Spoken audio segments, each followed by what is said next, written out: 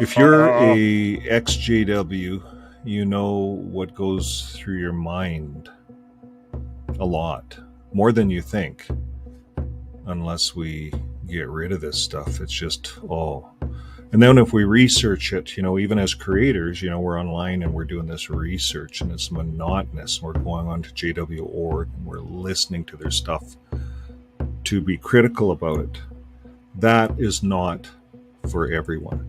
In fact, I discourage people from doing that, watching too much of it, because it's just like our brain is just wrapped around all this stuff, and I wished I could do something about it. I wished I had an answer.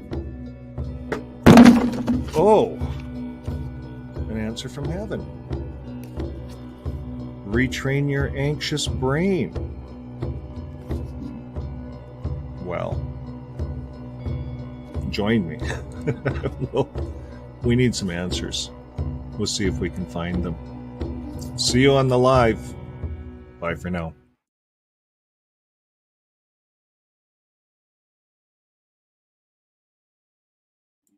Welcome everyone. Welcome to the live. We, if you have an anxious brain like mine, here's the book. Is the book backwards on screen? Yeah, it is. So here's. No, I see it straight. I had it mirrored. I see it the correct way. Do you? And then you said, "Is it backwards on the screen?" Okay, I mirror my camera anyway, so. When you held it up, it was but correct. That's the book. It's on the thumbnail. We'll put a link. We're going to talk about the author just for a bit here. But first of all, I want to say hi to Keith Silver. First guy on. Hello, Keith. Keith was on 25 minutes early. We said hi. John Mitchell Jr. Welcome, John. And Jay. Hello, Jay. Welcome. And I'd like to, what else do I say here? Here we go. Did you see Joe and Fran around? Yeah, I'm going to go down there. Hello, Joe and Fran. Welcome to the show. We have Keith Silverstein, one. I got up at 5 to wake up my grandson for work, but he started at 5:30. Well, I'm sure glad those days are over for me. I'm not even going to tell you how late I slept in until. Okay. It's not backwards. Something's not backwards. So, okay, yeah, we have everyone on. Thank you for being on with us. Thank you to my good wife for all your hard work. My good wife. This show was her idea, actually. Why was it her idea? Well, I bought this book on holidays, and I talked about it a little bit on some other shows, but not everyone watches everything. So I'll just tell you, I'll give you a brief over. If on holidays this summer, this was like beautiful holidays. First time I had holidays in a lot of years, so it was really, really good. It was like what's behind me, like except you hear the waves, we'd be in the water. There wasn't palm branches or anything like that. It was in Penticton, British Columbia. July, hot, 40, over like 100 degrees Fahrenheit, 40 Celsius. I had a bit of sunstroke, but I won't do that again. I know what to do next time. I'll go back. It was nice. We had a nice holiday, but like a lot of us ex-JWs, we have anxiety at times. We have to deal with anxiety. I had to deal with it on holidays, and we were staying in probably the nicest hotel, the Four Seasons, and I was having anxiety. I didn't even know I was having anxiety, and that's the thing. We don't know when we're having it. Sometimes, depending on your mind, you may have an anxious mind all the time. I know when at times I have a very anxious mind. I could, and in the past especially, but on holidays, I hadn't taken holidays for a lot of years. Since going back to maybe, like just taking holidays, honeymoon and stuff is different, but holidays, just holidays. And then I go back to my old JW life in my mind. You know how our mind is? And I start replaying some old holidays and I became anxious. I got anxiety, had anxiety attacks. And I had a conflict with reality. That's what happens. We live in an alternate reality. We end up living in the past. We're not living in the present. And there's some really good tricks in this book. So what an end. Long story short, I had this anxiety. I didn't know I was having it, but I was throughout the day, couple of days probably, I was having these little glimpses of my previous life, my ex JW life, and it wasn't good. I'm not going to get into it here, but it was not a good relationship. It wasn't a good partnership at all, and it gave me a lot of anxiety. During my JW life, I had a nervous breakdown, ended up in the hospital for a bit to recover, and so on and so forth. But I do talk about that in lots early on videos. I don't like to talk as a victim too much because you see, if we talk like that, we relive it. We can end up reliving it. We can end up getting excited. We can end up getting angry. But if we can just talk about our past and not be angry at anybody, not blame anybody, and not get anxious about anything, then we're on our road to recovery. And for maybe some of you out there, you got there. You got there. Maybe some of you got there. I think of some on our Discord channel. If you haven't had a chance to attend our Discord channel, it's I'll put a link below. I usually do, but it's on most of our videos, and the links run out in 7 days. But I'll try to get a link out on the end of the video. And on the Discord channel, there's classrooms you can attend. Classrooms. Well, it's kind of an online Discord thing. And you can attend, there's classrooms on recovering, XJW recovery. And Lucy runs that every Sunday morning at, I think, about 9 o'clock our time. So if you're in New York, it'd be about 11 o'clock. Mm-hmm. Okay. So that's available. Lucy has training. I don't have any training. So I'm sharing. Now, what's interesting, we were on holidays, and I I was having this anxiety, not knowing what I was having, really, just kind of thinking about my old life. And I'm in this new life many years later, enjoying my holidays. But at times, I was thinking about my old life a bit, and it caused me anxiety to the point that I says to my good wife, I says, we should check into the old. I said, I got to go for a walk. And I think I was very kind of anxious. And she said, are you having a PSTD moment or something? She reminded me, and I said, I don't know, probably. But I said, regardless, I need to walk this energy off. It's just not good. I got to shake it off. And maybe you felt like that, where you just got to shake it off. You go for a walk. I used to go for bike rides. I now realize as a JW, I was always anxious. Like I realize it. I realize it after reading some of this book. We're gonna cover it together. There's 12 chapters. This will be 12. I'm gonna try to run 12 video episodes on this book. Let me present the book, present the author at least. I did email the author, and right away the author emailed me back and said, by all means, you can use my book to help people. He wrote the book to help people. So we're going to look at a little video on the author. His name is John Tlimpsperis. John Tlimpsperis. He's a mental health consultant. He'll talk a little bit about himself in a video we're going to play. It'll save the read.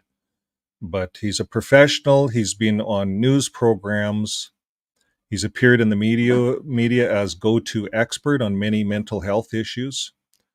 And he appeared on these various TV shows here, right here. I'll highlight him. And other news programs to comment on subjects such as depression, suicide, anxiety, celebrity addictions. marriage, divorce, holiday stress. That's what I was having, holiday stress, right?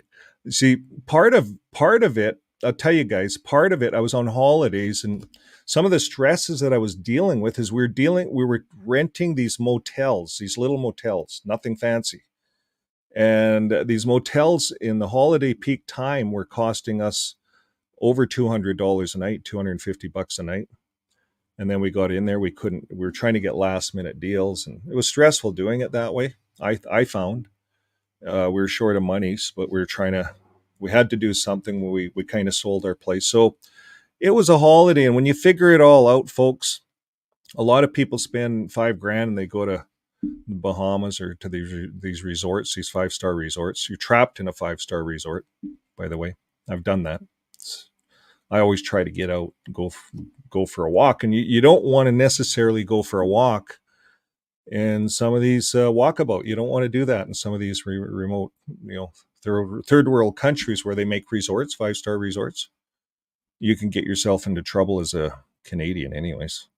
Now, I had holiday stress, and I'm used to doing something every day on this channel, doing this, doing that. Routine. I'm a routine guy. So I had holiday stress. I didn't know that's what I was dealing with. Amongst the JW stuff in there, you throw the JW stuff in there, and it compounds it all. So yes. So this guy, he's dealt with a lot. John hosts a podcast called Mindfulness. Now here, I'll put links in at the end of the video for all of these. And you can go on. He has his latest episode. You can follow him. They're all about 12 minutes, 25 minutes, 11 minutes. He's got 40 podcasts. His rating and reviews are 4.9 out of 5. Very high ratings. And you can buy his book. You can buy this book that I bought in the bookstore. On the back, it says $21.99 Canadian. That's what I paid. You can buy it on Amazon for $13.59. Same book. It's just cheaper on Amazon. A lot of authors sell there. So I actually sent him a link. So John replied to me right away this morning. I replied back. I said, I'm going to do this live. If you can come on, come on. So I put the link up there. If John comes on, we'll put him on. He's not. I don't see him in the any of the chats here. Say hello to MJ. Hello, MJ. Thanks for being on with us. Got flies flying around here. Cindy Quick. Thanks, Cindy. Hello. And Justin. Big hello to Justin out there in California, Orange County. Long ways away. Probably very hot there. And we have the Chronicles of Lucifer on. Lucy. Excuse me. I'm clearing my throat. Shouldn't do that. Okay, so I'm going to play this, get off screen and clear my throat properly.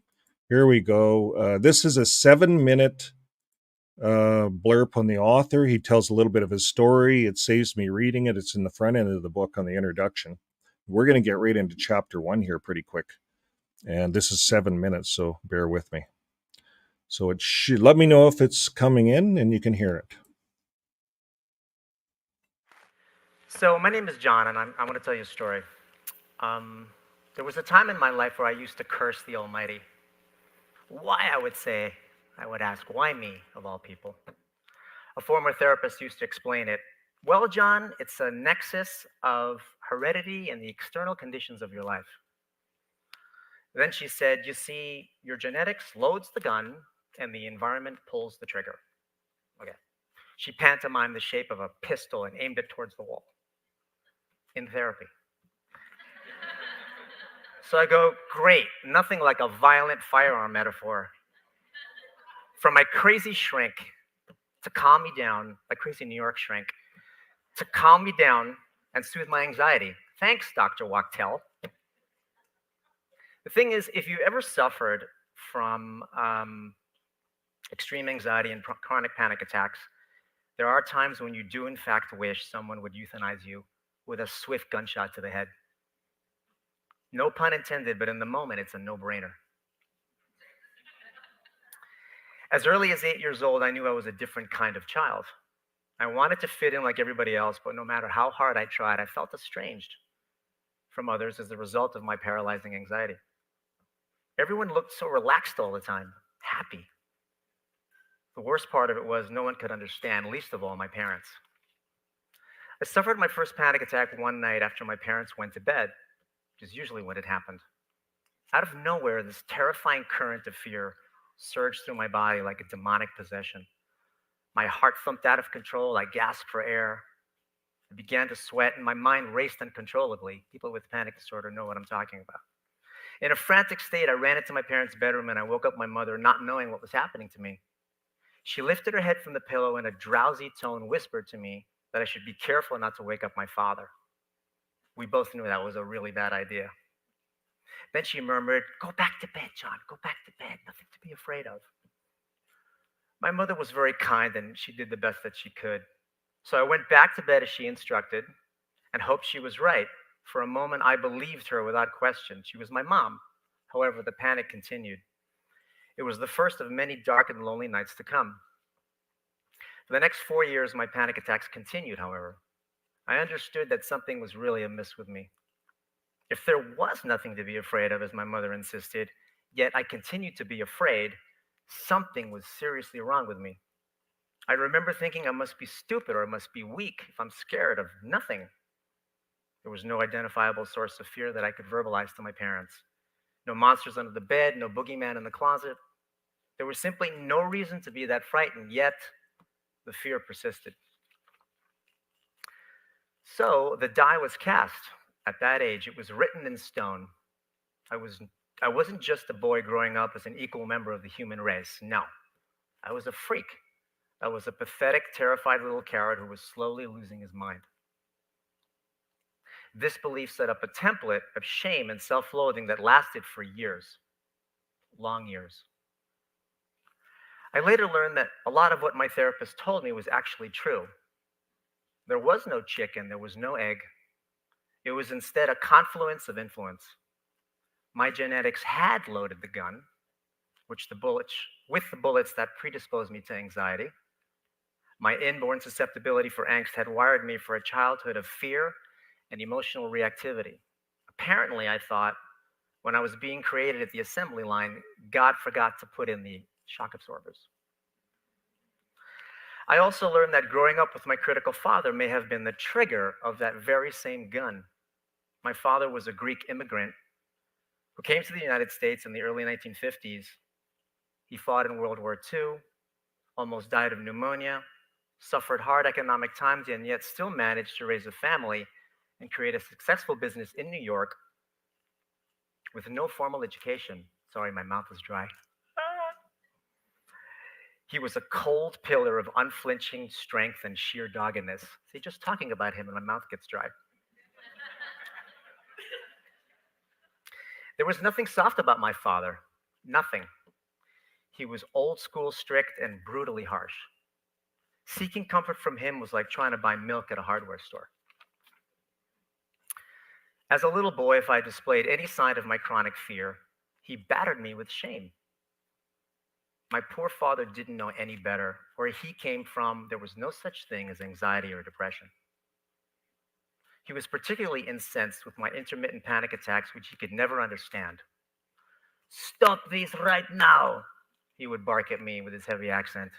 He loathed the fact that a reflection of him, his own son, could succumb to such weakness. Then, within inches in my face, he would shout, "When I was your age, I had to work 3 jobs to support the family. I had no time to be afraid." But all stories have a silver lining, even this one. The reality is if it wasn't for my pre-wiring and genetic inclination for anxiety, and if not for my father's abusive treatment, I would never have landed my ass in therapy. I'm pretty sure that if not for my anxiety and my father's reaction, I would never have sought higher education and become a psychotherapist. Today and for the last 23 years, I have treated hundreds of patients suffering from a range of mental health conditions, especially extreme cases of phobias, OCD, and panic attacks. I have also written and published 2 books on the same subject. So, if you take anything away from my story today, write this down. remember that one, the only normal people in the world are people you don't know very well. Two, keep in mind that dentists get cavities, auto mechanics' cars break down, and bankers go bankrupt. Did you hear that? Bankers go bankrupt. Three, if you are currently suffering from a mental health condition and you are getting help, remember that this too shall pass. It'll pass like a kidney stone, but it will pass. Promise you. And lastly, most importantly, don't forget that no matter what happens to you in this life, regardless of your diagnosis, the only person you are destined to become is the person you decide to be. I decided not to let my affliction rule my life. Today, I don't ask why me anymore. I instead confidently say, why not me? And wherever you are, Dad, the many people I have helped, and even I, say thank you for pulling the trigger. This is my brave.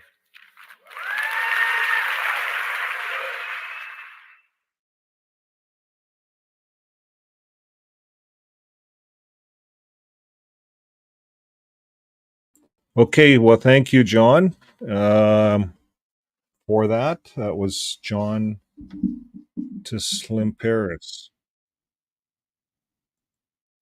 John to Sinclair. So I'll put links for all of his stuff. I'm saying for this show, throw away your Bible. We're not going to use any Bible scriptures on this show, on this particular show. Um, I'll try to do it the same time every week. We're going to cover the 12 chapters. So we're going to get into understanding anxiety, chapter 1. And I covered off in his introduction. His introduction is pretty well covered off in the video. It's nice to hear it from the author. And he's a joint author on this book, actually. There's another person by the name of Dale Deanna Schwartz, who was also part of putting this all together. Okay, I'll just close a few of my screens here. Okay. So, understanding the fight or flight or freeze response is an automatic inner alarm system that physically prepares the body to attack it or to fight or flight. So, we're going to get into that. But first of all, chapter 1, understanding anxiety. Anxiety is the maiden of creativity. So, anxiety is one of the most misunderstood conditions in the human mind. Anxiety.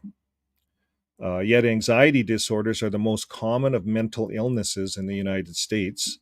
It's estimated that about 18% of the population suffers from some form of anxiety. So, anxiety disorders are real, not something that fragile people bring on themselves. I don't consider myself to be a fragile person. I didn't bring this upon myself. It's just there. And in this chapter, John will help us to understand the myths and the truths about anxiety so that we can do more to take charge of ourselves. And I like what he put in there. We can also help someone that we care about.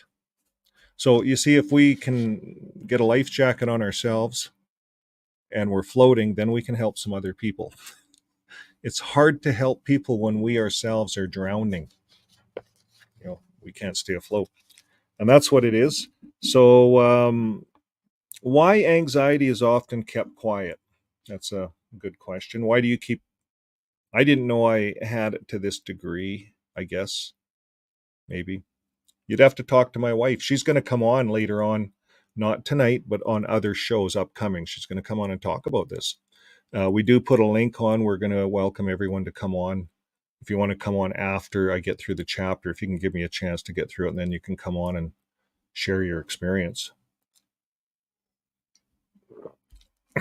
Okay, so why is this anxiety kept quiet? Well, there's a lot of studies, but it's kind of one of those things that's left in the closet. um, and he talks about it. People leave it in closets for years. For me, my whole life, didn't know I really had such a thing. I used to try to manage it a bit by going for bike rides and stuff every night. But when you're in the org, you don't realize the anxiety that you're under until you get out. Now, many anxiety sufferers feel different levels of shame, or they are scared people. So think about this, folks. Many anxiety sufferers feel different levels of shame. So if you're feeling shame right now for leaving the org, you're afraid to maybe talk about how you feel. There's a bit of shame there, right? Because you're in amongst all your peers, your family members, generational. Maybe you have 3 or 4 generations behind you. It's all JWs. And if you leave, if you express yourself, wow, that's a big thing to deal with, right? That's going to cause anxiety.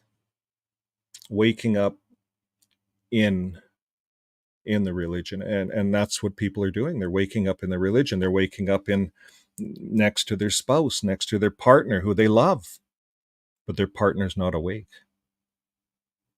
Imagine the anxiety. Scared. What if they ridicule me? What if they shun me? You see, he's talking about ridicule and things like that, but it's in the org, it's about shunning. What if I get cut off? That's the worst thing, right? You can go to school and get ridiculed, but you can come home and have loving parents, loving friends, and all kinds of support. But if you leave the org, you lose everything. You lose all your friends. And then your mind is mixed up. Your mind is not sure. Your mind's not sure. Your mind at that point probably may think the world's still demonized and that everything is bad out there, just like JW Org says. Is it? Is there any good out there? So this guy talks about his problems with his mom. He talked about it on the video. And I've heard lots. I've talked to lots. If Ruby's on, she talks a lot about her mom, and you see how we're brought up. It affects us. Those first 7 years of our coming into this world really makes a big part of our personality. So there's a lot of angsting over how we were raised, perhaps. I look back and think of how I was raised. And if I complain just a little bit, my wife shuts me down really quick because I actually had some pretty good parents. Now, it's still painfully apparent, at times shocking, that in this day and age, anxiety is often an unbearable condition involving the mind, and it continues to be viewed by many as an affliction that only affects inferior people. So don't let this be something that affects you that way. If you have anxiety, you're not an inferior person. 18% of Americans have this. And it is a thing, I think we're going to get into it. It's a psychological condition. I didn't realize it. Goes on to say, for example, when was the last time you heard someone being judged or ridiculed for having some kind of psychological condition? So think about it as a JW. When's the last time that you're judged? Right? Think about it. Well, you're judged every day. If you watch JW.org, which I encourage you not to, it's all about judgment. The whole programs are all about judging you for how much you donate, judging you for how much field service you put in, judging you for your meeting attendance, judging you for how loving you are to the brothers and sisters, judging you because there's maybe some homeless people or some immigrants that moved into your congregation and you need some help. They will judge you if you're not supporting them, because JW.org made it apparent on their last broadcast that orphans, widows, anybody in need is up to you, the people in the congregation, to support them. It's not up to us. They didn't say it's not up to us, but they didn't say that they have any help. They said it's Jehovah's problem, and they don't use the word problem. They say Jehovah's going to take care of it. Jehovah's going to do this. And then they say in the next breath, and how does Jehovah work? He works through you. He inspires you. If you have needy ones, you wouldn't you want to help out? And then they give these examples, right? So they don't have anything within their program to help anybody out psychologically or anything. And if you quit, you're judged. If you even raise a question, you are judged. Really heavy judging. So when's the last time you heard someone being judged or ridiculed? You hear it every day. And they make it like a psychological condition. You see, he's saying for some kind of a psychological condition, if you leave the org, all the people in the org think you're psychologically crazy. You're psychologically flipped. Vern went to the world. He's flipped. He's had her. He's done with. That guy's a goner. Done. Unless he comes back to Jehovah, and I don't think there's any forgiveness for him. He's an apostate. I'm sure there's no forgiveness for apostates. You see, even David's Blaine and the higher hierarchy, they themselves have brought judgment down on us apostates to the point that there's no forgiveness. You see, there's more forgiveness, there's more hope for those of Sodom and Gomorrah than there is for us apostates. And that's how David Blaine spins this. The JW Org spins it that way.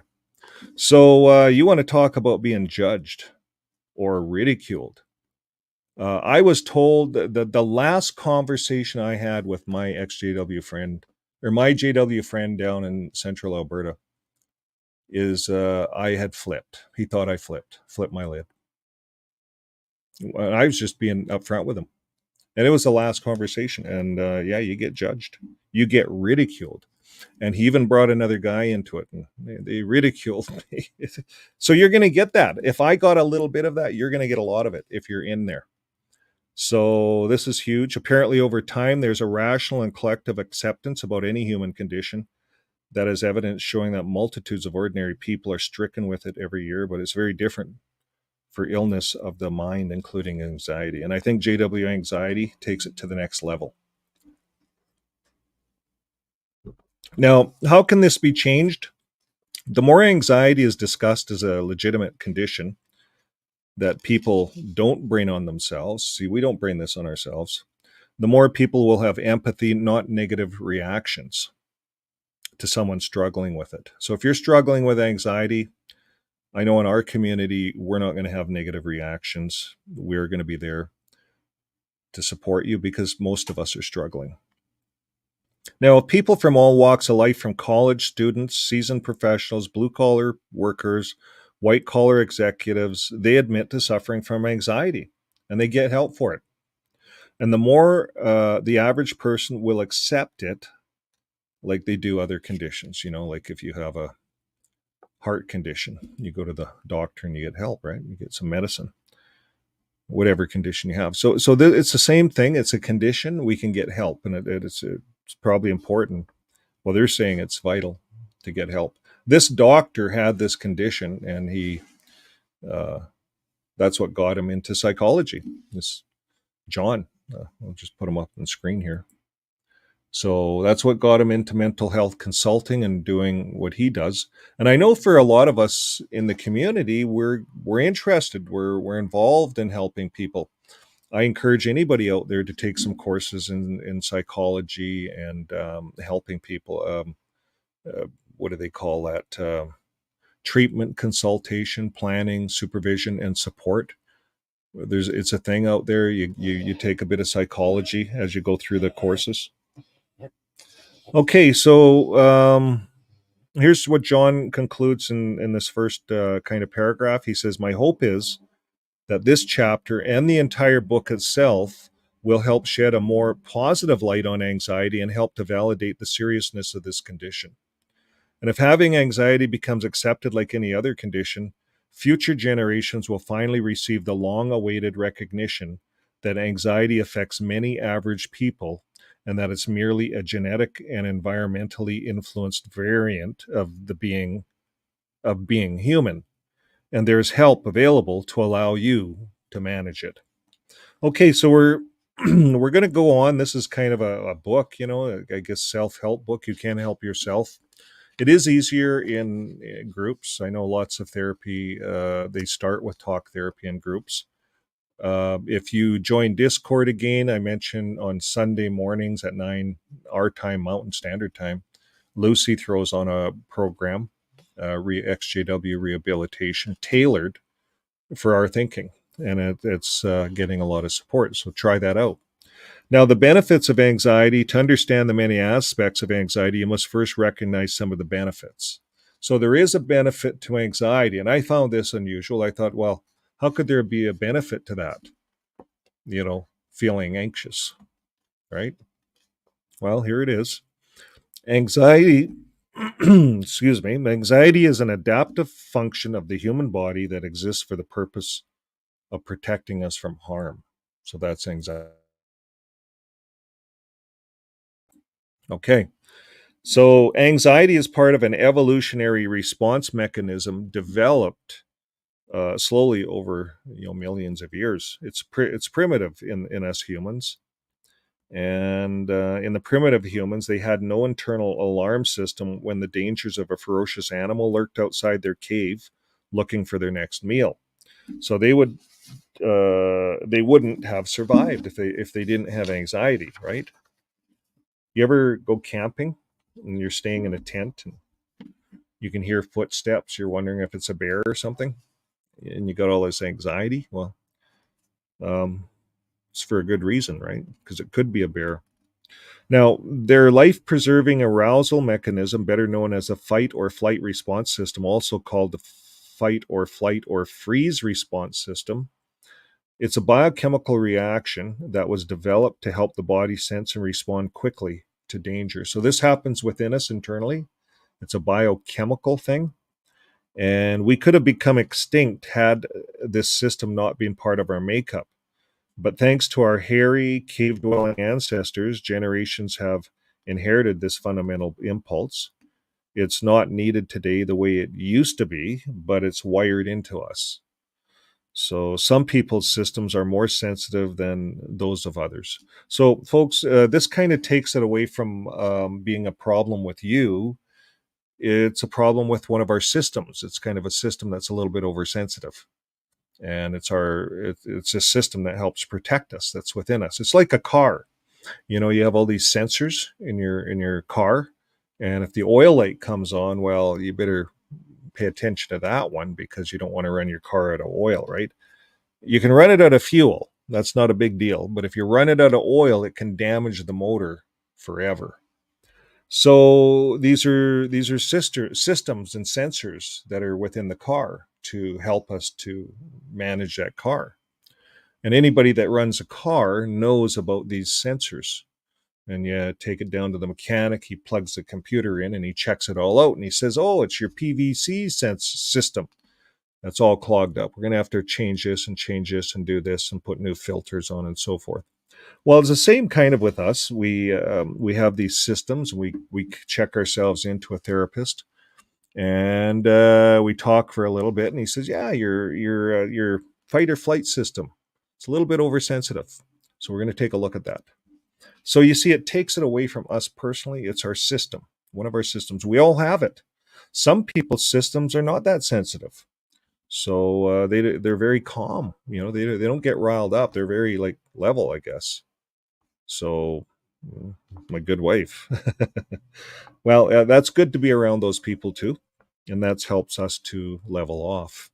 Now, in essence, anxiety is a response or a reaction to something that the brain perceives as dangerous or threatening. And without anxiety, you might walk through life, go about your business naively in a blissful state, and be oblivious to the simple dangers. So, if you're born again, just put a smile on and be happy, and everything's going to be wonderful. And when you walk out in front of that bus and it nails you, well, it was your time to go. Be happy. That's what that reminded me of. People walking around with these fake smiles. Being in the org is a bit like that. You go to the Kingdom Hall and people paint on these smiles. "How's it going, brother? Who? Oh, everything's just hunky dory. Everything's just fine. Yeah, how you doing? Glad to hear. Everything's just great." It's so wonderful being in Jehovah's Paradise, isn't it? Yeah, yeah. Oh, is he looking? Oh, got to get out of this damn Kingdom Hall as soon as I can. Oh, those guys are just so fake. But I have to put on this smile, or else they're gonna know. They're gonna know that I know, or they're gonna know that I'm different. If they sense that I'm different, I'm in trouble. That's what happens. It's kind of like that. We're in a false sense of reality when we're in that religion. It's not real. It's a state of being naive, being in a blissful state, oblivious to the simple dangers that the org is presenting them. You're following 9 men who are leading you to danger, leading you to your death potentially.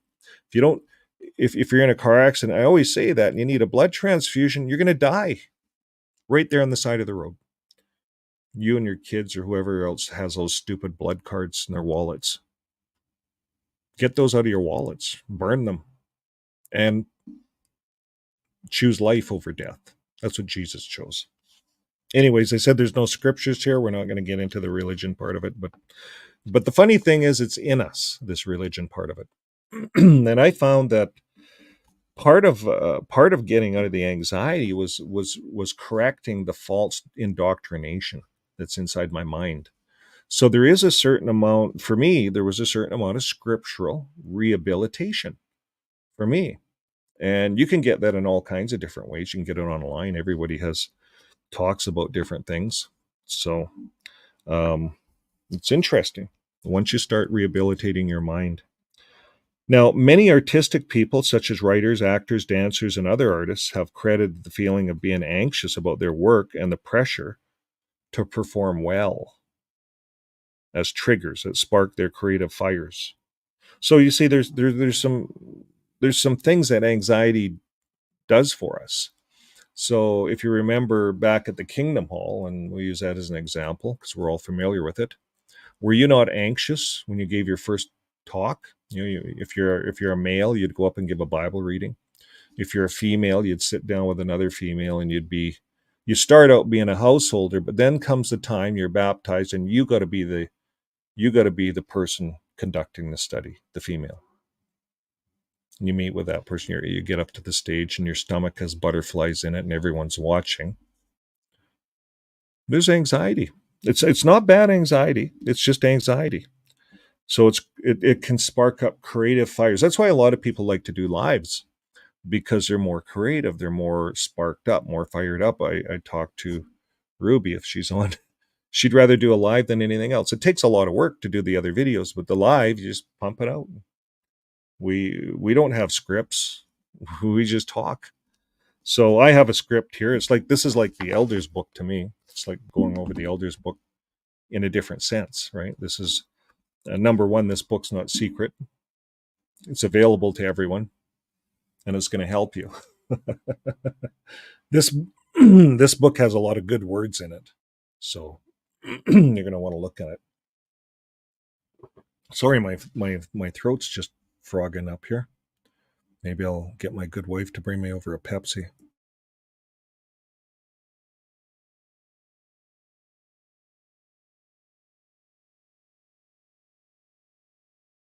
Okay, probably. Anyways, we're not going to diagnose my voice. Probably from talking too much. Anyways, I want to say hi to X Witness Awake. And we got a chance to meet with Jonathan in Toronto this summer. A wonderful man, really doing his best. A lot of challenges. None of us are living the life high and mighty. None of us. We all have challenges, but yet something inspires us all to come on these channels and talk. Something. I don't know what it is, but it's something. So thanks, Jonathan, for all your hard work. I want to say, he gave me these cards. I was going to show you, and they're cards that you can put as your own words. These little business cards. And he drops them off at Kingdom Halls, or if he's walks by one of those kiosks, they want to hand their card out, so you hand your card out, right? See if they'll take your card. I'm not taking your card unless you take my card. So you can play that game. Anyways, let's move ahead here. I want to get through this first chapter and then we'll open this up. You guys can come on and chat. I don't know. There's a lot of stuff in here. I'm gonna have to paraphrase a lot of it, but it's really good stuff. So he goes on to talk about this anxiety and this fight or flight response. It's normal. It happens within all of us, and it's healthy.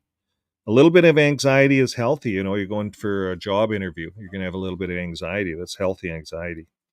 Or a car may strike you because you're not paying attention while crossing the street. You have no anxiety, right? You're too laid back. You step onto the curb. You're talking to someone. Bus just swipes you. You're done. Not enough anxiety. You need a bit of street anxiety to be safe, right? You may become negligent parent by not safeguarding your home properly if you have young children and you don't have enough anxiety. You see, if your young children are playing in the yard with a stranger and he's giving them candy, and you say, he's my neighbor, he's a nice guy, you may not have enough anxiety about that kind of thing. So, a little bit of anxiety is okay. Um, or you may underperform at work because you're not worried about losing your job. I've been there 10 years. I don't have to worry. You know, I had a guy, like I ran businesses all my life. I had this one guy, really good. He was with me for 10 years. And I didn't really know what he was doing until I hired another guy and I sent the new guy with him for training, right? And they were doing a job. And after about the first week, I brought the new guy in here. He wanted to talk, and I said, "How's things going?" And he says, "Well, I was just wondering if it's normal that you know the tech doesn't show up until noonish." He says, "I've been showing up at 8:30 or 8 o'clock, but I've been standing around a lot. I didn't know what to do." And the tech gets in about 11 o'clock, 10:30 some mornings. He actually had a list of the times, and then he'd leave site early. He'd get him going on a few things, and then he'd take off at 2:30. And so, anyways, I sat the tech down. He's been with me 10 years. I knew him like a friend. We did stuff like a friend. Well, he felt he actually owned part of the business. He felt he earned it. Never ever put money in. Drove a company car. Had a gas card. Used and abused us. Whatever he could on expenses. But he was a good tech. Kept him around. But once I found out that and sat him down and questioned, I found out that he was nurturing. He was an alcoholic, and we kind of knew that a bit. He drank a lot of beer, but he was. It was to the point where he was going. His alcoholism was interfering with his work, and of course, he's driving a company vehicle. We have liability. All of this, we had to fire him.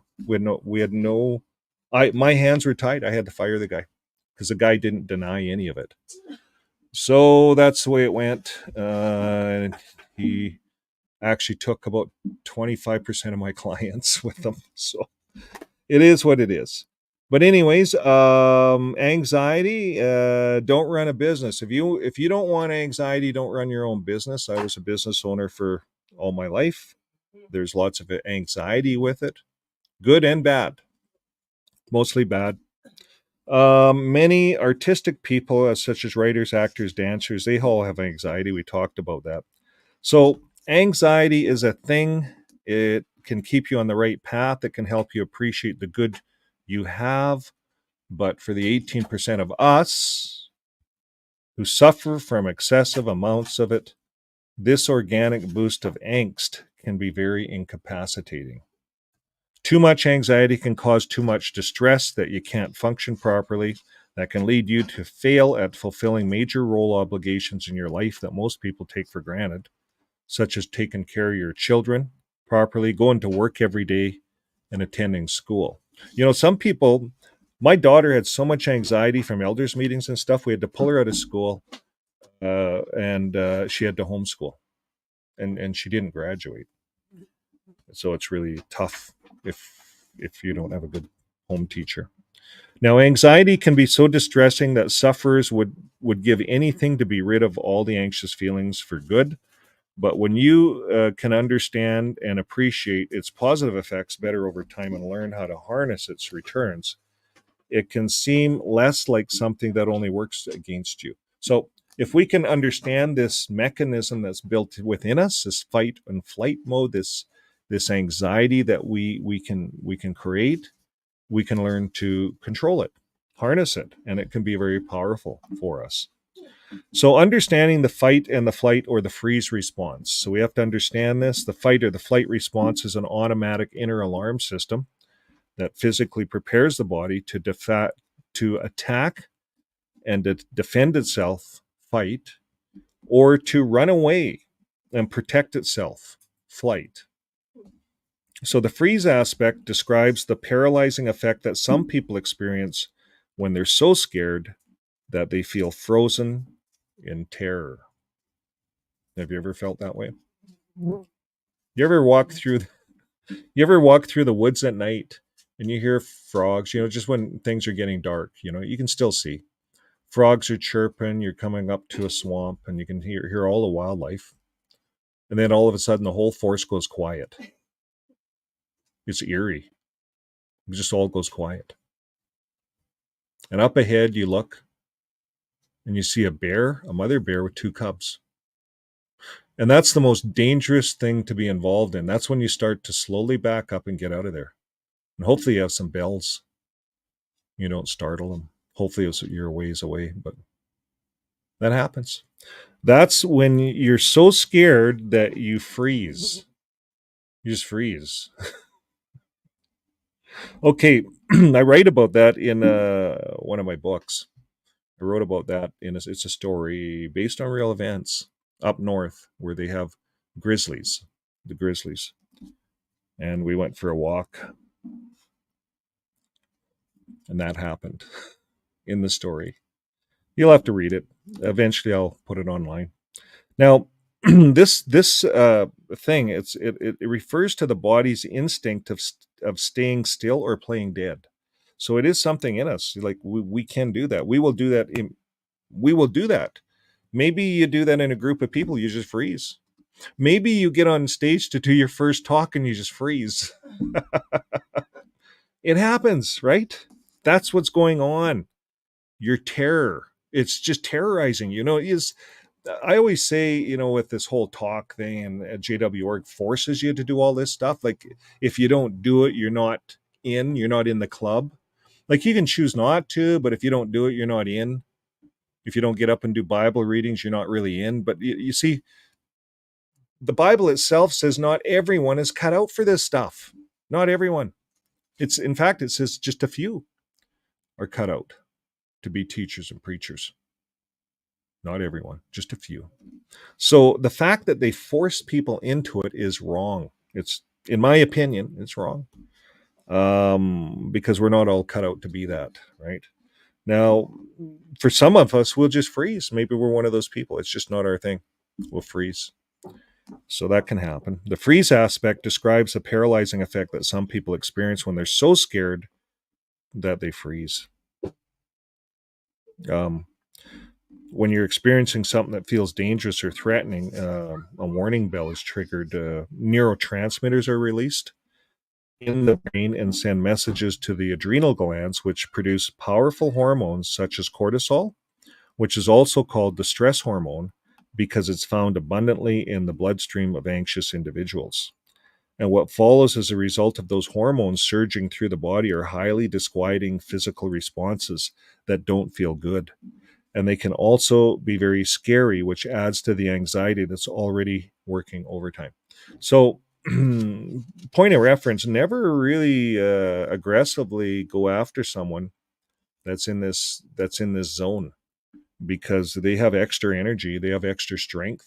Perhaps some people have superhuman strength. They lift cars and stuff like that. So this adrenaline, like the human being, they don't really know what we can do as a human, but some of us react. Well, you approach someone that's in that zone and they strike you, they could kill you with one blow. We got to be careful, and that's why it's good to understand the psychology of all of this stuff in getting out in public. And we're going to see people that are in this zone. And what was funny about this on holidays, after I experienced this, started reading the book, we actually seen it in action. we were going to buy a property, and we seen it in action on 3 occasions with the same guy, and then again on the phone. The anxiety disorder that some people have is just out of this world. So it's out there, folks, and it's holding a lot of people back. Yeah, it's out there. So now the typical symptoms that you might experience from this flooding of hormones can be very troubling if you don't understand them. You may suddenly experience a rapid heart rate, a shallow and labored breathing. You ever start? I know when I get there, I don't even know if I'm breathing. I think I'm holding my breath. Sweating, your mind can start to race and uncontrollably. That's what I find. My mind is just, can I afford this holiday? Should I be staying in this? Well, there was no other hotel. We would have been staying with the homeless. We had to stay at the Four Seasons, and it was stupid expensive. And we don't even have a home to live in yet. And we're staying in these hotels. You see, we're just on holidays, and I was out of reality, right? We could afford it. It wasn't something we couldn't afford. It was part of our holiday. And I got out of of the reality of the holiday. It's called holiday stress, and your anxiety starts flowing. You go down the road, a meal that you think should be $25 is $55, and you start to add up everything. I, in my, well, in this life, I don't have to worry. I don't even look at my bank account. Haven't yet. Can ask my good wife. I haven't looked at it for years. In my old life, I was always looking at it because it was always a problem. And if you're not working together as a couple, it can really cause a lot of anxiety in the marriage. So now, rapid heart rate. You're standing there. You're talking to your spouse. She charged your Visa up. He or she, it could be a he. A lot of men are just foolish with that. A lot of women too. So it goes both ways. But you're having to deal with your spouse. The Visa's maxed right out. Don't have the money to pay for it, and your rapid heart rate starts, shallow and labored breathing, sweating.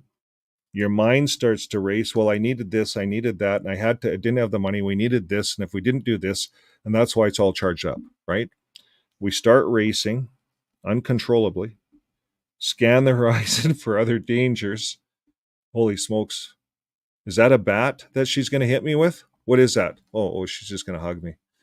Oh, smokes. Rapid heart rate causes the fight or flight response, produces an increase in strength of the heartbeat for good reason. It's critical in your body's preparation for the fight or flight, and its purpose is to pump blood quickly to the areas of the body. I found this interesting. Its purpose is to pump blood quickly into the areas of the body that might be needed to face a fight or run away fast, including the large muscle groups, especially your arm and thigh muscles. Blood is then diverted from the peripheral areas like your fingers and toes because if the body is badly injured, it's less likely to bleed to death. Go figure, right? How our bodies are designed. This is why people who suffer from anxiety often report having clammy hands and tingling sensations in the feet and toes. Now, I have tingling in my fingers. Don't know why. I think it was from driving all summer. Could be anxiety. We could carry kind of surface or backwards. Way back there, there's anxiety too, and on the surface, we may not consciously be aware of it. So now, the shallow labored breathing that's often experienced often has a pertinent function. The pronounced and enhanced breathing helps to prepare you for the fight or to take flight by bringing more oxygen to your body. And while this response is supposed to be for your own good, some of the side effects can get intense. So if you can imagine, you have all that strength, all this blood into your body and your muscles, your thighs, you can run faster, you can lift more, you've got superhuman strength. That could be addictive. Well, let's see what it says. There's a problem with all of this. It's good to get you out of a pickle, but that's what it's designed for. It's not designed to be in this every day because you like it. While this response is supposed to be for your own good, some of the side effects can be intense. The shallow breathing can escalate to hyperventilation, which can scare you. And this can also give you a choking sensation and chest pains, which you might think you're having a heart attack. And because the blood to the head is decreased by excessive panting and gasping for air, you can also feel dizzy or lightheaded. And that's why you end up probably going and having a big nap, big sleep after all of that. And the fight or flight response mechanism produces an increase in perspiration to keep this. I found this interesting, folks, and you got to think back to the caveman days, but follow through on me with this. The fight or flight response mechanism produces an increase in perspiration to keep the body from overheating while it's in action. And I remember that night at that hotel, and I went for the walk. I was just sweating. I got back, all of my clothes were just soaking wet. A lot of sweating, and I wasn't even drinking any water. Now, the perspiration keeps the body from overheating while it's in action, so it's kind of like a radiator. And an increase in sweat helps make the skin slippery and more difficult to latch onto if a predator catches you. So if you're on the street, you're running away, you're sweating, and they grab you, they're going to slip off. They grab your hand, they're going to slip off your arm. It's all sweaty, clammy. You're just slippery, and that could save your life. Um, that's how it works. I felt that when I get in that mode, and I just thought I was going for a walk. I was just walking. I thought I just worked up a sweat, but I think a lot of it had to do with this whole process, this anxiety process. So, the chief function of the fight or flight response is to reliably alert the mind to the threat or danger in an area. The mind immediately shifts its focus and redirects its attention to the immediate surroundings to check for danger. Have you ever been walking down the street at night and you hear footsteps behind you and you don't want to look and you just keep walking? You speed up your pace, and the footsteps behind you speed up their pace. And it's nighttime and there's no one else on the street, and you just keep walking. That happened to me. I was in Milwaukee and I was on a business trip, and we are staying downtown, and all the Leadcore guys went to the bar, and I, of course, was a JW, so I didn't go to the bar. I went for a walk, and I liked walking, and so I went walking, and that's what happened. This steps sped up. I sped up, and this went on for some time. I was afraid. I was sweating. I was anxiety. I was in that mode. But I kept my head level. I pulled, as soon as I seen it, there's a little grocery kind of a store. I pulled into there and stood there because the teller was there. It was all lit up. The guy walks up to me. He's a big guy, way big. He's like a basketball player. And I said, "Hi, how are you doing?" And he said, "Hi." And I said, "I'm just going to go and get a bite to eat. Are you hungry?" Hey, this guy was following me. So it turned out he was hungry, and I bought him something. And it turned out he was a street person, and it turned out that his sister was a JW, his family was a JW, and he was on the street. I don't know what the deal was, but I told him to give him a call. Anyways, yeah, it makes you worry, but a lot of it's not real. You see, we create this in our own minds. That guy was as harmless as anything. He wasn't out to hurt you. So the rapid heart rate, that's what happens. The shallow breathing, the chief function is to get you out of a dangerous situation. And because of this, some people have difficulty with their memory, trouble concentrating, and keeping their attention on the present. So if you're like me, I'm watching a movie and my mind just drifts. I'm watching a movie and then I get back in and I'm watching it drifts. And then I'm always saying, what was that? What was that about? What was it? True. That's, I think, because of some of this. So maybe when I quit doing that, I'm getting better, right? If I quit doing that, that could be a telltale sign. So all of this is wired into your system, into our system, to protect us as it did our cave dwelling ancestors. So while the extent of the fight or flight response isn't necessary today, it's there whether you need it or not, and it's a trigger for your anxiety. So we're already an hour in, and I'm only pretty well halfway through this, but it's really good material. I think I'm gonna if I have to do 2 movies on this, I will, because this is definitely good stuff for us. So I'm gonna throw another paragraph out there. What are we looking at? Another subsection. Okay, I might save that. Who is affected by anxiety? Well, everyone around you, right? We could probably paraphrase some of this. I read it all, so most of the people, your partners, your animals, your dog, your cat, they don't know what the hell's going on with you, and they sometimes are afraid of you if you're going through some of that stuff.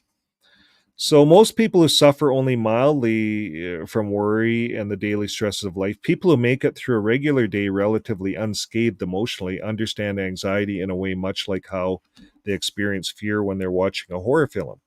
And when watching a horror film, they know, like a scary movie, they know that it's just a movie and they're watching fiction. It's fake, right? You know that. When you're watching JW Org movies, you believe that stuff is real. You believe that all those people walking out of the burning city are going to get saved, and if you left the org, you almost believe that you're going to be burning in that city. You just had enough, but you're going to take the burning. I'll just take the burning in the city. I just don't want to be with those people no more. You almost feel like that. But the fact of the matter is, it's all BS. It's all fictional. It's none of it's real.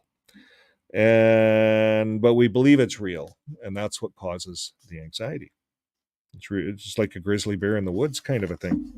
So it's serious for ex-Jehovah's Witnesses. I think it's more serious. There's more anxiety for an ex-Jehovah's Witness, way more than for a Jehovah's Witness. So if you've woken up and there's nothing you can do about waking up, you can't go back to sleep. You woke up. So this is how we have to deal with all of these triggers and all these things that are in us. We have to get them out. So it talks about most people just suffer mildly. They get scared as if it's a movie. They know it's fiction. They jump out of their seats, cover their eyes. Once the movie's over, they're calm. People walk out of the movie theater laughing, and it's no big deal, right? So they return to their normal activities of living without anxiety after watching a movie. It's not like the religion. It's completely different. Even though the religion uses movies, everyone in that religion believes that those movies are true. So, but if you worry excessively, you don't experience anxiety as a brief and occasional phase. It takes more of a hold on you, making it harder to restabilize if you worry excessively. So you don't really see it briefly, so you can actually stand back and see yourself. So if you're always anxious, you're not going to see it. So a lot of this is work we have to do within ourselves. Um, the brain doesn't always learn that there's nothing terrible to be afraid of. It's been found that the fight or flight response system that's wired to protect you actually sidesteps the critical part of the brain where you store thoughts. And that area that controls how you interpret and rationalize stress triggers. So it does. And it's funny because my wife and I analyzed, I bought this book the next day. I had that anxiety attack. And we started talking, we openly talking. And we started looking at this stress triggers, areas that control these stress triggers. So they're wired in us. We get them in us from our experiences. So if you went through a traumatic experience in the org, you're going to have some stress triggers for sure.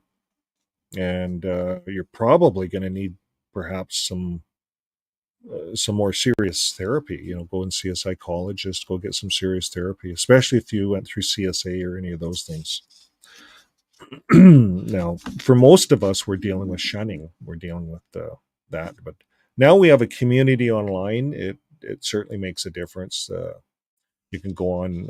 I know on Discord we use it a lot. We play poker games. You don't have to know poker; it's just for fun. But we do more talking. We played poker last night, and we just ended up talking. So it's good good community interaction. Very good. to be on these communities. Like it's like having your Kingdom Hall back with associates, but they're real. These are people that are real. They left, they have this similar experiences. So genetics plays another role in all of this worrying. So sometimes it's just something you've inherited. Maybe your mom worried a lot. Maybe your dad worried a lot. So you're going to inherit some of this stuff. You can go back and look at that in your life, and it'll start to make a little bit of sense. And then you can learn how to control it better. So this John here says his father was by definition an anxious and worrisome man who never sought treatment or help of any kind. Instead, he displaced his fears onto his wife and children. And I could say I fit into that category. Now, unfortunately, perhaps some of you do too. We have anxiety, something doesn't go right, and whoever's around, we blame it on them, maybe. The blame game. Well, if you would have done that, this wouldn't have happened. No one wants to hear that, right? When we're in a relationship, we're working together as one in unity. And sometimes my idea doesn't work either. And I don't hear her saying, well, if you wouldn't have done that, it's when, some people are above that kind of stuff. But apparently not all of us. So we have to work on some of this stuff. And where does it come from? Well, if you're not good, Satan's going to get you. Well, if you're not out in service, the elders aren't going to promote you. Like it's just the blame game, right? If you're not doing this, you're not doing that. And so then what happens, the kids get in trouble, right? And so mom and dad says, JW mom and dad says, well, there you go. If you would have listened to me, that wouldn't have happened. Now you're like Dinah. And they start Dinah, the story, right? Anyways, that's a JW life. A lot of us are guilty of that, doing that. And now we come out and we have to figure out all of these things. And we have to rewire ourselves. So it's a bit of work, folks. Coming out of a cult is not something that's going to happen with a pill. It's going to take years for many of us. Okay, so he says his father was an anxious man. He had severe panic attacks. When he was 8 years old, he remembers them. And while in therapy in my 20s, so John went into his therapy in his 20s, he discovered that he quite possibly not only inherited his father's anxious psychological makeup, but he was also a victim of the abuse. And he didn't connect the dots until later on in life. So that's what's happened. I'm going to take a little break, folks, here, folks. Nice. And get back to you, and we'll see if anybody wants to come online. And I'm gonna actually end up there. I'm gonna put a little mark. But the book is really good. I don't want to really miss too much of it, skim over it, because then you guys won't get the effect. I think we're better to cover it slowly, like we're doing in the Elders book, and tie it into what's going on in our own lives as XJWs. Okay, well, we'll see you back in a few minutes.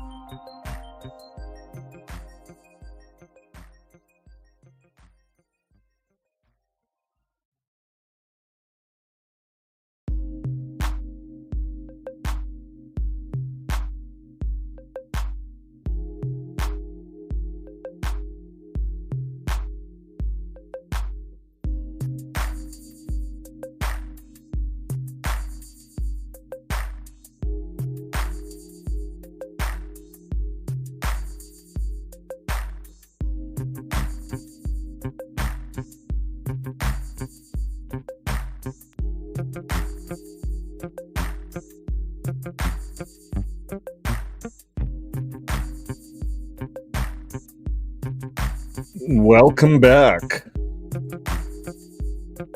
That music is brought to you by StreamYard and it's called Feeding the Ducks. So it's with the waves. So we got some of the comments up. There were some good comments. Appreciate all the comments. I thought that was funny. Keith says he was giving his first talk and he says, "Oh, Jesus." And they all laughed. Yeah, it's some of the best. We as XJWs, when we look back at our journey in life, and if we can pick out some of these moments that are funny and that we felt good in, there's nothing wrong with that, and it's in fact good for us to have that in our minds, that the people aren't bad. We've had some good times. Perhaps we're just waking up and we're in there, right? And there's all these people around us. Well, the people are all good people. They're all flesh and blood, just like you and I. It's just that they haven't woken up yet. I think that's why the Elders book is so good for us, because it really helps us to identify that we were all on puppet strings and we were all governing by the governing body. They ruled everything, every inch of our life. So once we detach, once we cut the puppet string and we fall down, then we're trying to figure out how our arms work. There's tingly things in there. A lot of people in the comments says they have tingly, so it's I don't feel alone, I guess. But yeah, it's these are feelings. So we're going to carry on. I was looking over the book. There's not a lot left. I had a good little break here. You're still with us here. This is really good stuff for anybody that's struggling and maybe you can't stay on for the whole program. There's a few more pages left. I'm going to get through it, get through the first chapter here, and then we'll. Anybody wants to come on and talk, they're more than welcome to. Link is at the top of the chat. The link is at the top of the chat. Okay, so to this day, John says he continues to unravel and piece together how and why he often reacts to things the way he does.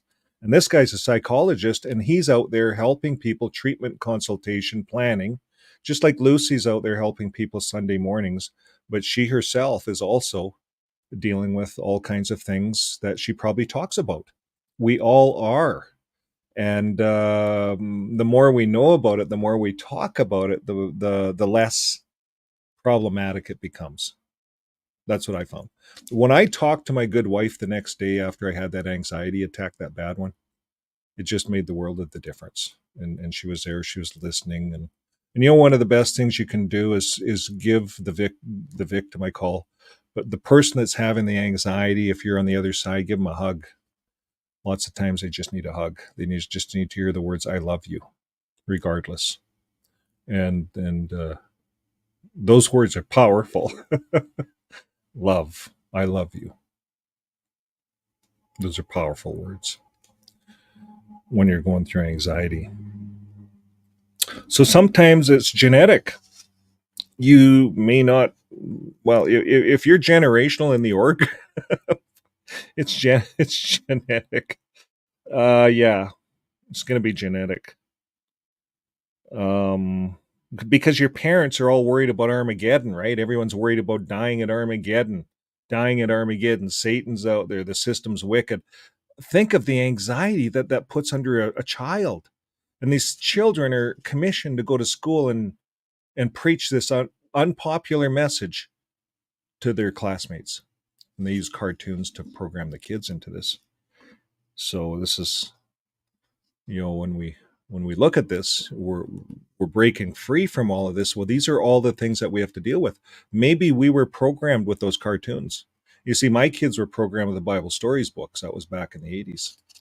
But maybe you were programmed with those cartoons. I think the cartoons would be worse than the Bible stories book. I'm not sure. I think the videos are worse. Well, I think they've learned a lot in coercion since then. Yeah. My good wife says they've learned a lot from coercion since the 80s. Yeah. And they're good at it. And we established in the elders book, the last elders book, all about the field ministry, all about teaching people the Bible. The word the Bible, to teach the Bible, is not in it. It's not even there. We went through it. We used the word search. It's not there. I'm going to show it on my next elders book. I couldn't believe it.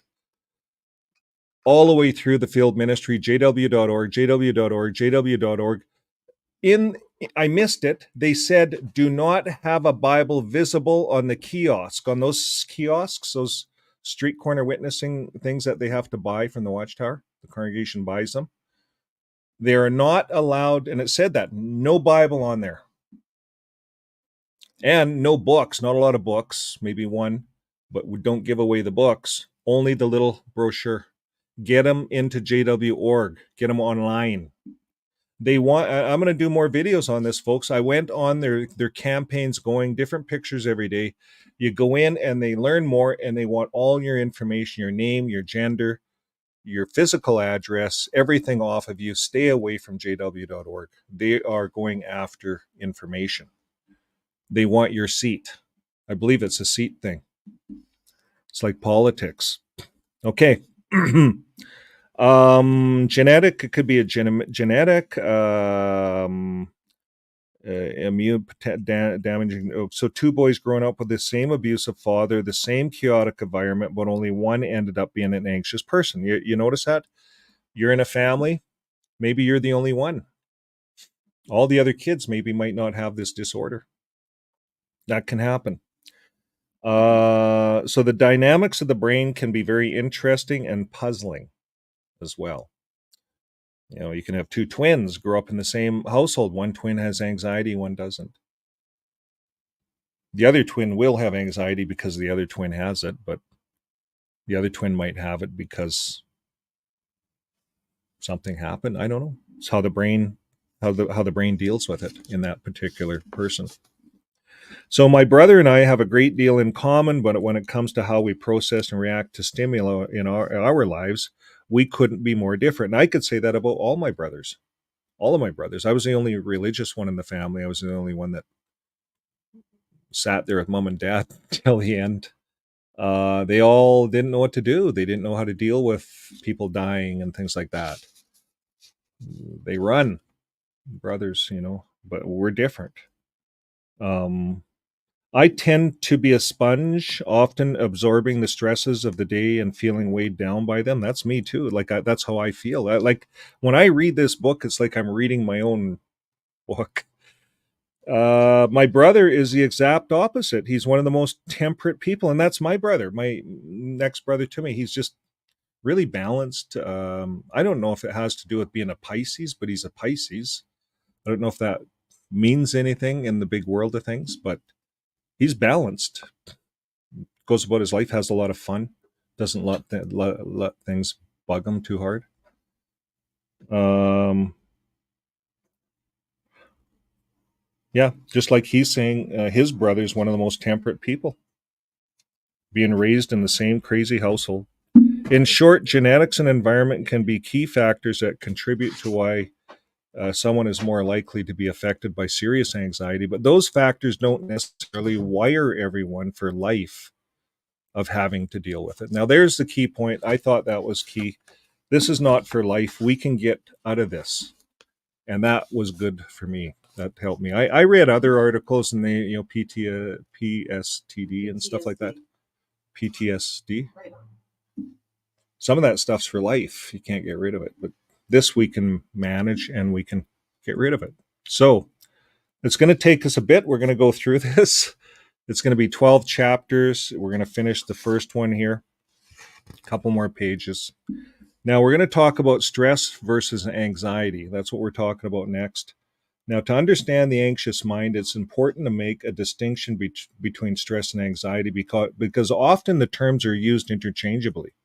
Stress and anxiety typically share the same characteristics in the physical symptoms they trigger, such as rapid heartbeat, labored breathing, muscle tension, restlessness, irritable fatigue, sleep disturbance, as well as cognitive symptoms such as difficulty concentrating, racing thoughts, excessive worry. However, anxiety is a mental disorder. Stress is not.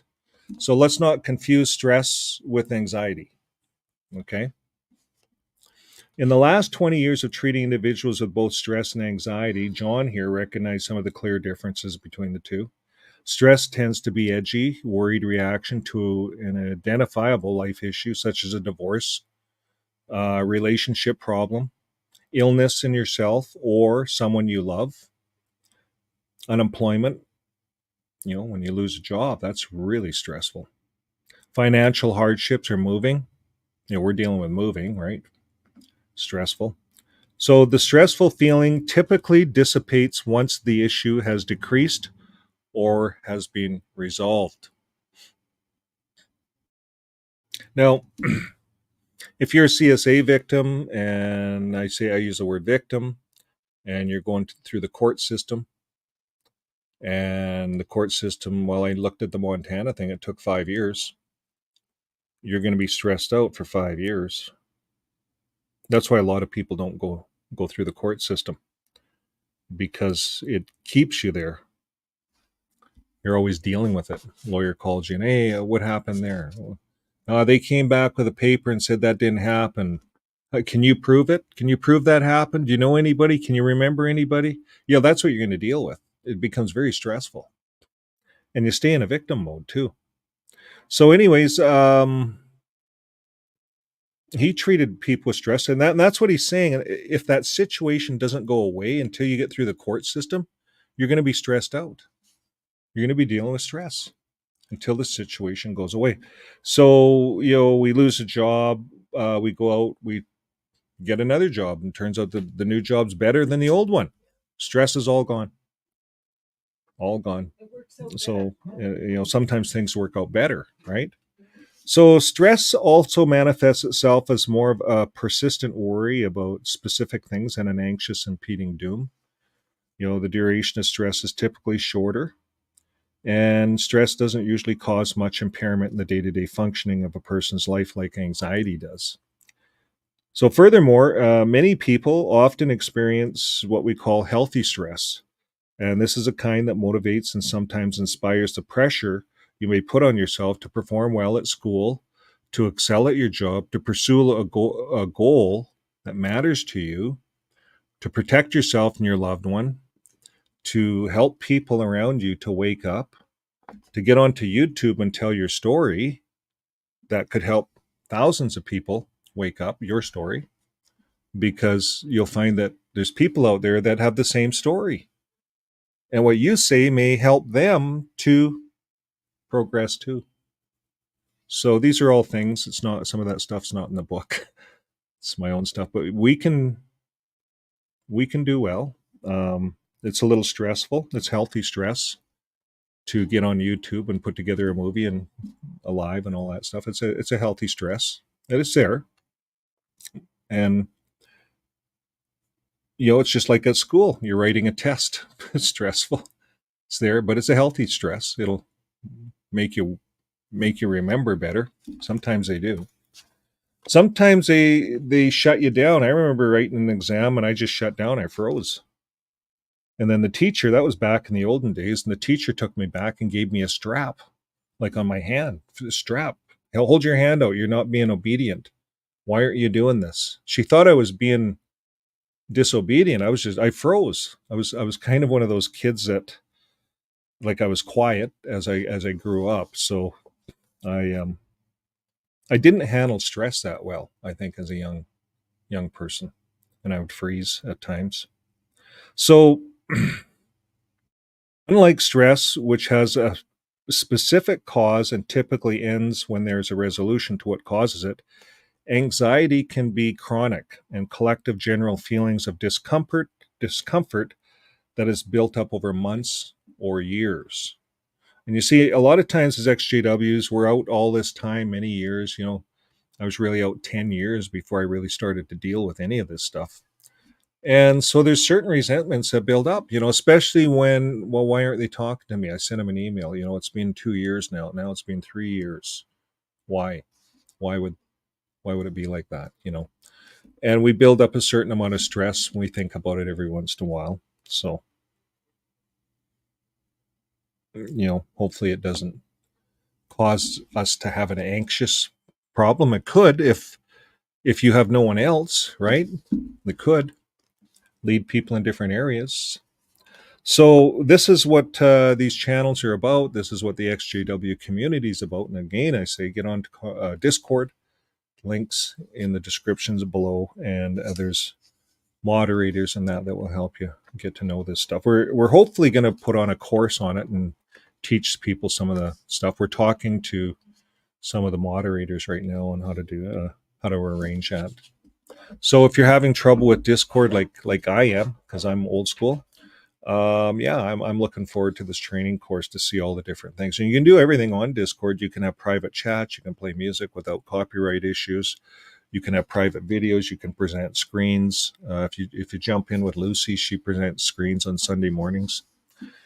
Now, anxiety can cause people to serious cognitive disturbances that include creating thoughts that take a fearful and catastrophic or irrational direction. And this is what happens with anxiety, folks. We create images in our minds. So one of the worst things for me, I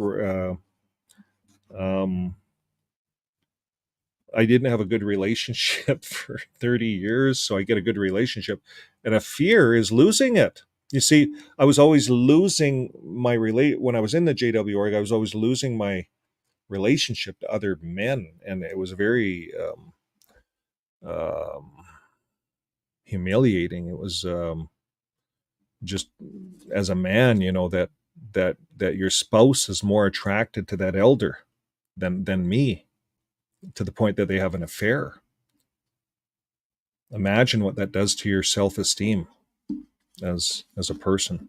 And then you have two little kids you got to look after, and you don't want that elder looking after your little kids. He's not an elder at that point because of the affair, so everyone's disfellowshipped, and now it's a real mess. And that's what you got to deal with. Just lots of anxiety. And so then you try to piece that marriage back together, and all the time you're wondering, does she love that elder still? She love him more than me, and she's agreed to work on the marriage. And you go through life with those anxieties. And what if it was more than one affair? Then you start questioning your own self, your own manlyhood, your own ability as a man to keep your spouse happy. You see, so that's what it does. This is what puts us into an area of anxiety throughout our life, unless we can talk about it and deal with it. So it may cause people to experience serious cognitive disturbances that include creating thoughts that are fake. So we take our present life and we start taking that old life and blending it in and creating these fake things that we start imagining what could happen. And we start imagining the worst because we've already been through the worst, and we start imagining that happening all over again. And you see, that's a law of attraction, folks. And a lot of us know this, but it happens anyways. So the more we talk about it, the more we're aware of it. When we're doing that, we will attract it back, and it could, in fact, destroy our current relationship that we don't want destroyed, just because of our thoughts. You start calling your partner who's been faithful and pure and everything, and you start imagining that he or she is cheating on you when that's not happening at all because of some past experience you had. That can destroy your current relationship, jealousy or whatever. So be careful, folks. This is something to address and to look at it very seriously. So anxiety is more of a response to life issues or triggers. It comes from being scared. Stress versus anxiety we're talking about. There's serious cognitive disturbances through this. Some people have had to quit their jobs, give up traveling, avoid driving on freeways. You ever think of freeway anxiety? No. Some people get out and kill people with freeway anxiety. What about riding in elevators, high buildings? Many people can't do a lot of normal activities because of anxieties. Even thinking about the stressors can send them into a panic mode and trigger behaviors that others won't be able to understand. And when this happens, your self esteem goes way down, and you may avoid people who will want to know what's going on. And it's hard to explain what's going on to someone else when you don't quite know yourself, and which adds to another level of embarrassment and frustration. And it's hard for people who don't understand. And the difference between suffering from anxiety and assuming they just stressed out to look for real help. There's a difference, right? And how do you understand that? How do you understand when someone's stressed out, because of a situation? Well, I think most of us can see that. But if someone is going through a moment like an anxiety attack, and it's just odd, and they're bursting out and they're freaking out at people, you just got to stand back and zip it. Just let the storm kind of work its way through, and not say a whole lot. We're going to get into what to do in this book. This book has a lot of information packed into it. We can't do it in one sitting. So we're going to move forward. Generalized anxiety disorder. Although there's many types, the most common is called a generalized anxiety disorder. And this has symptoms, as we discussed earlier, varies in magnitude and range. Now, it ranges from the distinct stress at the low end and potentially debilitating anxiety at the extreme end. So some of this stuff can cause us not to function in day-to-day life. So we want to certainly get some help for this. And because this is a disorder, it's a recognized disorder by the medical system. It's all kinds of books on it.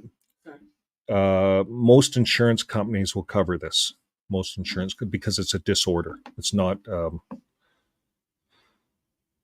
You're not getting your skin fixed for facial stuff that's cosmetic. Nothing like that. So now, because a lot of these disorders, it's costing the medical system pills, and people are having to get onto medication to deal with it. I got to flying around here. Okay, so other anxiety disorders or panic disorders, obsessive compulsive disorder, OCD. You heard of that one? Social anxiety disorder. Perhaps you go to a Kingdom Hall and you're one of those people that you just didn't like the crowds, fear of crowds. I knew people that wouldn't go to assemblies, fear of crowds.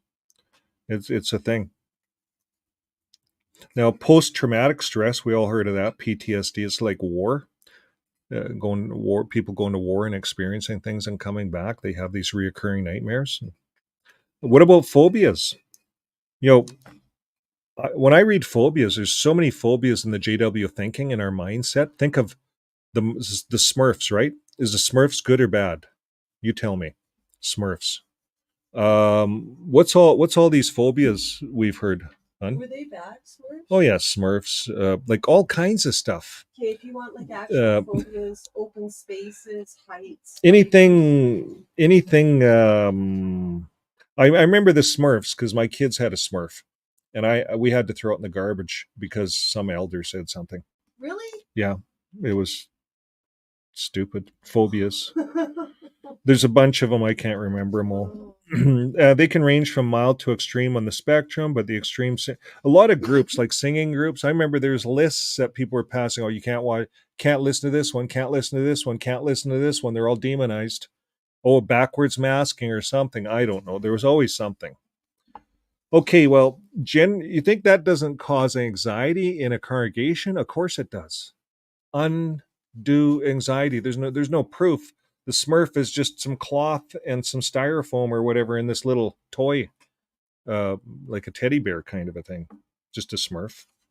Now, generalized anxiety disorder is best characterized by persistent worry and preoccupation.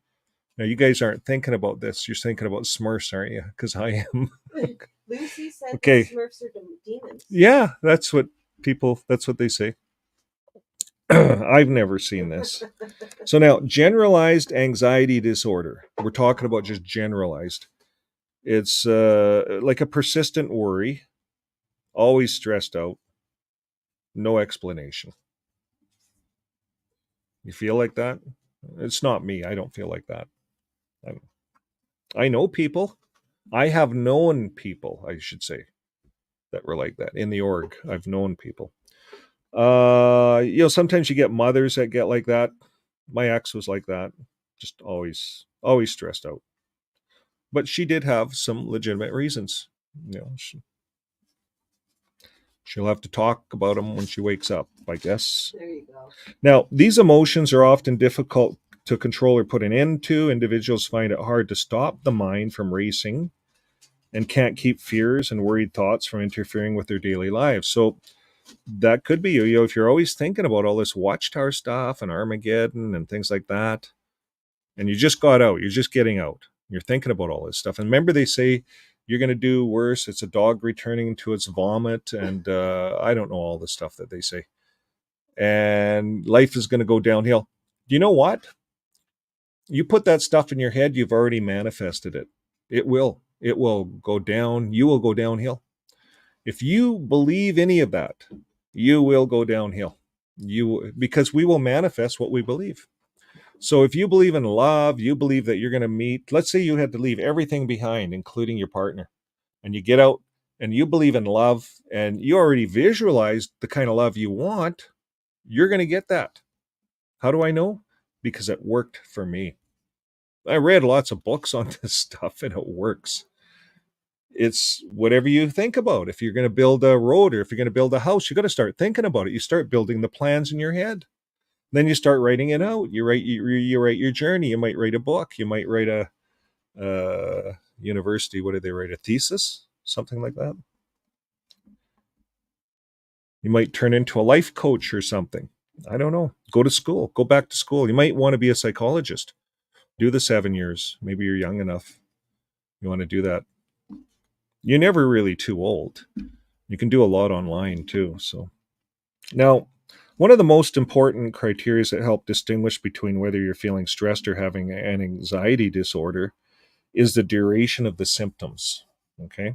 So according to the mental health people, the ongoing worry and preoccupation felt must last for 6 months or more if it's to be classified as anxiety disorder. So if you're just dealing with situations, it's probably more stress, just everyday stress. And we are living in a stressful world. So we don't want to confuse this with just normal stress. You know, we have to make a living, we have to pay bills, where are we going to get the money from, and all these things. That's stressful. And especially if you throw in there you're raising a family, and you got to be worried about the kids, you know, and stuff like that, predators, things like that. That's stress, right? But if the ongoing worry is felt for 6 months or more, it could be classified as an anxiety disorder. So whether you're diagnosed with an anxiety disorder, you're simply a person who is easily affected by stressful situations in life, it's important to get help. The key to successful anxiety management is to cultivate new ways of coping by implementing the mental ergonomics presented in this book. And as you begin to use my tools, John's tools in this book, you'll recognize an anxiety trigger, and you can gradually build a program of stress or anxiety management. And that's what I was looking at in the book here. It's solid and it's easy to use. And one of the main ones is breathing. It's as simple as breathing. Yeah, we can control this. So we get into a situation where we're in it, we can just start breathing, monitor our breathing. You know, three deep breaths in, exhale. 3 deep breaths in, exhale. Do that 9 times, you'll go to sleep. Chapter 2, we're going to be identifying our personal belief system. That's going to be interesting for all of us XJWs, identifying our personal belief system. And there was a lot in that chapter that we're going to talk about next week that resonated with me when I was reading through some of this stuff. So I know you guys will enjoy it too. So anybody want to come on? Now's a good time. I'm going to throw a couple of comments on. And I'm going to throw the music back on. And I'm going to throw comments up. So and if you come on, you'll be on backstage, and then we'll all come back on. If you want to come on, if you have something to say, now this is not the time to tell your outside story. That's tomorrow night with Joe and Fran. And Ruby has a live coming up here tonight as well. That's going to be interesting. Yeah. It's Scientology, I believe. And she talked to the guy. I hope that's what it is. I think that's what it is. And if it isn't, we're going to watch it anyways because we love Ruby. Yeah. Okay. We'll see you guys in a few minutes.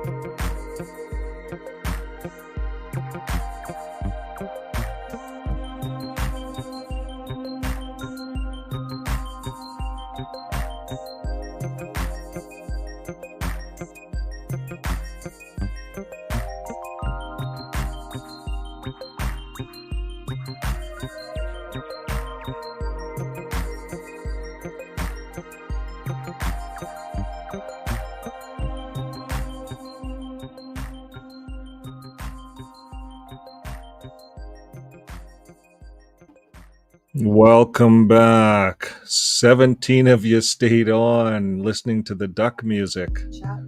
Chatting away. Well, it's great. This is the time to do it. And if it's only 2 people that are on chatting away, that's all that counts.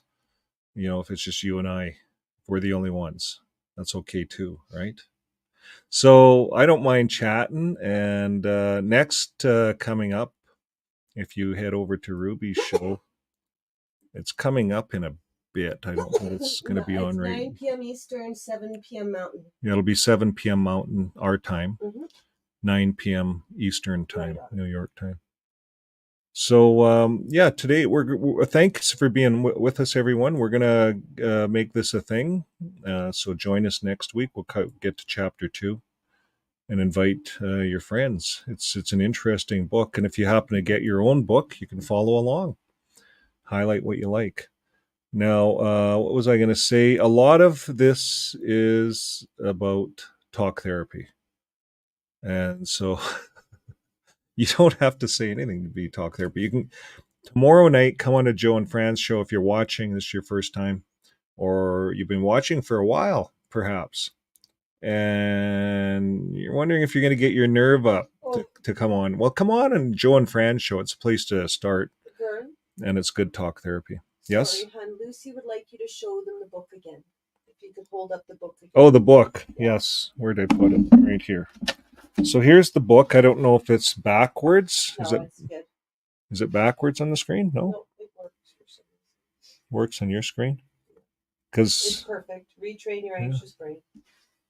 That's it. You can pause it there. This is the back part. I don't know if you can see any of that. Probably not. But I'll put the links to the book. It shows it online. These are some of the links here. This is John, Mental Health Consulting. There's his book right there. I'll put this link there. And it's johnstilimpsparis.com. That's it. It's his website. Hisname.com. Then you can see all about him, read all about him, get his book. You can call him directly. You can call John directly. I didn't. I'm not going to call anybody.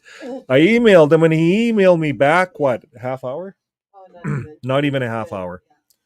So we appreciate that. Thanks, John. And he was really thankful that we could use his stuff. So thanks, John, for that. Okay, folks. What do I have to say? Keep living your life with love. We will keep living our life with love. It really works. I say that on every video, and I can't say it enough because it does work. It does work with anxiety. We live our life with love. If we have a pet, if we don't have a partner or a spouse, if we're in a relationship and it's kind of divided, we woke up first. But we're in love. Pursue your love. If you pursue love, you will manifest it. Pursue it. Don't get angry with your spouse because he or she can't see the way you see it, or they don't understand why you're being the way you're being. Don't get angry. Don't promote anger or anxiety or things like that in your household, but promote love, and that will win love over. That will win love back to you. That's how that works. It's not complicated, but it is complicated. So keep living your life with love. Keep working at it. And it takes a while. And you'll see it. It works. Jesus talked about it. Lots of people talk about it. Every religion talks about it. So it's out there. Okay, keep talking. We'll see you on the next video. Bye for now.